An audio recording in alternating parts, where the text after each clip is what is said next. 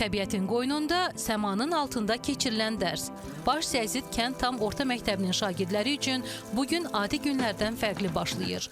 Məktəb partasından kənarda, yaşıl təbiətin içində öyrənmə imkanı onların sevincinə səbəb olub. Kitablarda oxuduqları, şəkillərdə gördükləri flora, fauna və ekosistemi bu dəfə canlı-canlı kəşf edirlər. Şəkidəki agroekoturizm məkanı isə bu qeyri-adi açıq dərs üçün ən doğru seçim olub.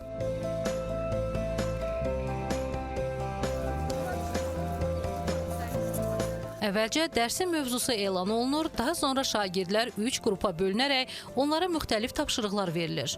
Biologiya müəllimi Aynur Qədirova deyir ki, ötən yay bir neçə şagirdlə burada təcrübə keçiblər. O zaman əldə olunan biliklər və təəssüratlar o qədər zəngin olub ki, bu ildə daha geniş qrupla təkrar gəlmək qərarına gəliblər.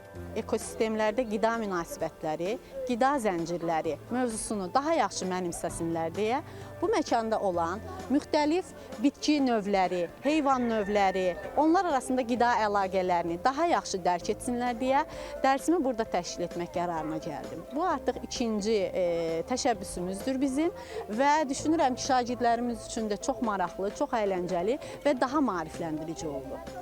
Dərs boyunca şagirdlərə ekosistem və heyvanat aləmi barədə əyani və ətraflı məlumatlar verilir. Onlar öyrəndiklərini qeydə alır, müşahidələr aparırlar. Su ekosistemində müxtəlif növ balıqlar gördük və yaxud da quru ekosistemində dovşan, qartal kimi canlılarla tanış olduq. Bitki örtüyü ilə tanış olduq, ağaclarla tanış olduq, böyük bitki örtüyü var. Ağacları gördük, təbiətin gözəlliyini, sonra dovşanların hərəsinin gözü başqa rəngdə idi. Bunlar qeyri-adi bir şeydir. Dərsin ən yadda qalan anlarından biri isə şagirdlərin göyərçinləri yemləməsi olur.